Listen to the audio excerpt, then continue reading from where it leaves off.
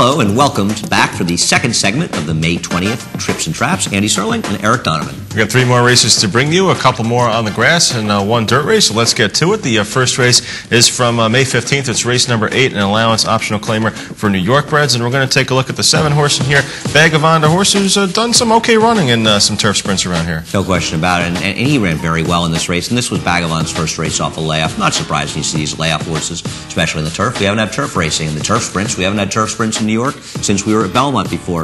And BAGAVOND is a horse that has actually, I thought, been too far back in some of his races last year, is a little bit over-aggressive in this race, and it might be just that he's somewhat fresh off the layoff, and he ends up too close to where it's a very, very contentious pace. You see he's sitting fourth here, but he ends up moving very quickly outside of him. The eventual winner in this race, of course, the favorite, sitting right behind him, getting the dream trip. And that favorite is the great Silver Timber, who's made quite a name for himself over the last few years in turf sprints here in New York, and the dream trip's going to get even better. It looks pretty good right now, but at the top of the stretch when they all fan out 4 wide across the track and Silver Timber is just sitting in behind them, just waiting for a seam to go through, you'll see why the trip was just so perfect for Silver Timber. But I thought a real good effort here from BAGAVOND, coming off the layoff, up a little bit closer than he usually is, and hanging on for it to be a gutsy second here. And you see behind BAGAVOND, you see the winner of the race, Silver Timber, just tip out and run these horses down. And I just thought Silver Timber got a perfect trip here. BAGAVOND, not so much. I agree. Silver Timber, first of all, I'm going to wait and see him run 2 races back to back.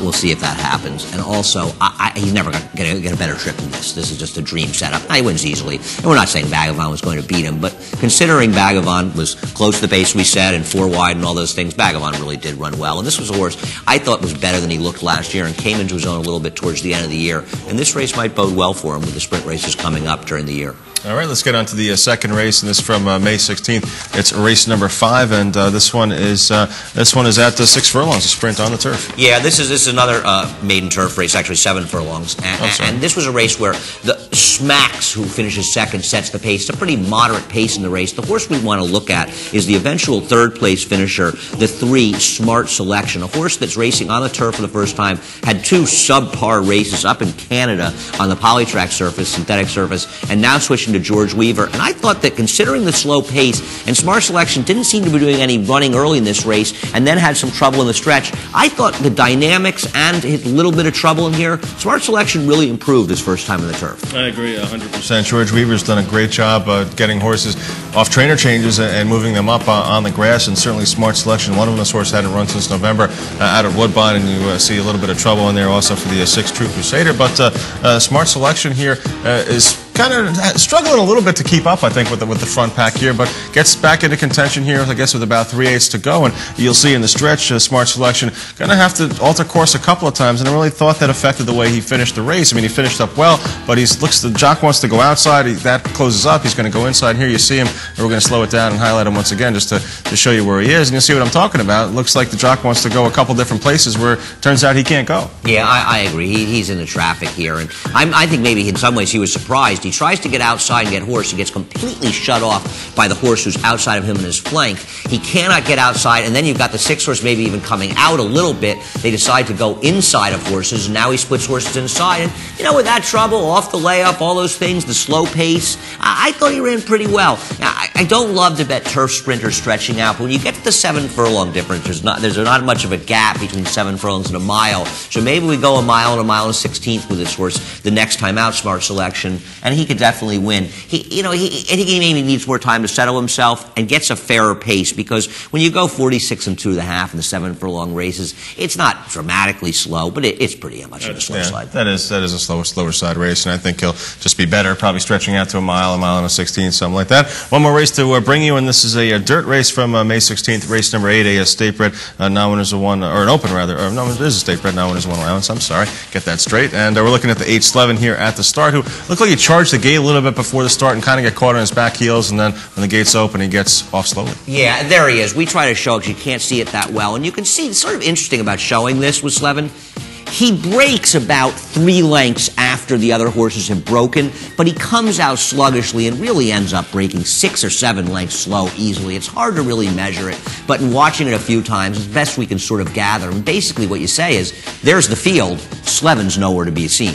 And Slevin's nowhere to be found. We're going to take a look at a couple of other horses, though, in this race that we thought also were worth mentioning. We're going to look at the 4 Catskill Bay and the 5 One Great Classic. I think Catskill Bay, no doubt about it, makes a premature move up the inside here. No question about it. This is a mistake by Milan Studart, who's riding this horse. And first of all, the rail has not been the place to be on the dirt at the Belmont meeting. Maybe Saturday, Belmont, this rail wasn't that bad. So I'm not quite sure it really affected her. But, you know, you have that position behind horses and they're going. And maybe she thought it was a slow pace, but it wasn't. They went 22-4 and then 45-4. And this is a tactical error. You know, and I'd say this is a bug rider error. But Milan is not a bug rider anymore. And she needed to be more patient with this horse. And I think that hurt Catskill Bay. But also One Great Classic behind him. What is Ramon Dominguez doing? Ramon's looking for a spot to run through. I think it kind of gets squeezed out of there and shuffled back a little bit. It looks like he was trying to go in between the number 3 horse, and that was Jay Stone, and the 7 Head Heart Hoof. Just couldn't get through there, and then got shuffled back a couple lengths there, and then elects to stay down on the inside in here, and really doesn't make much of a run. Yeah, and one of the things I felt about the inside paths, and while, you know, there's Slevin, by the way, who's way back and starting to get in the race, and keep your eye on Slevin, because he gets a little more trouble here as that horse sort of veers outside of him, but he's going to reappear in the picture late, and Slevin should have won this race by the length of the stretch. I mean, it's ridiculous how much the best he was. Here he comes charging. But One Great Classic was mired down inside trying to rally. Now, I don't know if he's that good. He had that big trip last time. Horses have been unable to rally up the inside on the dirt the entire Belmont meeting. It can't be a repeated coincidence. Yeah, I think that has something to do with One Great Classic's failure to finish there. Maybe 7 furlongs also might have something to do with it, too. He's been running at 6 furlongs, might just be a 6-furlong sprinter. And we see the winner of this race, Monte Carlo, who was a former Trips and Traps graduate, and getting the job done here, getting very lucky in the process of getting the job done here. Yeah, he's a horse that there was quite a confluence of events to get him to the winner's circle. And One Great Classic, maybe he's not as good as we think he is, but, you know, he's better than this finish, and I want to get another chance with him. I'd love to see him get an outside post where he could stalk and not get caught up inside a horse, because he's had trouble inside of horses twice in a row. And Catskill Bay is a nice New York bred, and I just feel that we don't want to pick too much of Milan Studart. Just maybe a little bit of a too over aggressive ride and just more patience. And you know, it is the tricky thing about riding at Belmont, being concerned with the rail, where you are in the racetrack. At Aqueduct, you're looking to get to the rail. You come to Belmont, you're looking to get outside. And it's easy for us to sit here and say these riders need to get off the rail. Well, sometimes you're victimized by the situation, race dynamics. Yeah, sometimes the rail is wide open. There's 3 or 4 paths there. It's kind of silly to tip your horse out 7 or 8 wide instead of just going through that big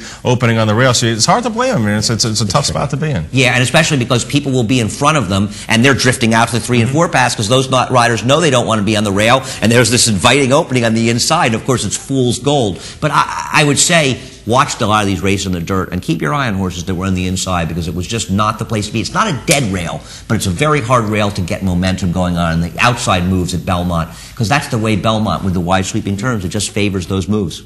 All right, well, that'll do it for this segment of Trips and Traps. Keep in mind, our email address is tripsandtraps@NYRAinc.com. We got a lot of races this week to look through, and we'd love to hear your thoughts and opinions. As long as there's turf racing here at Belmont, we're going to have plenty to choose from. Right, it looks like it's going to be good weather this week, and of course, it's a 6-day week through Memorial Day. We'll have plenty of races to choose from, and we will not be racing again until the following Thursday, so we won't be filming Trips and Traps until a week from tomorrow, actually. But anyway, thanks for watching.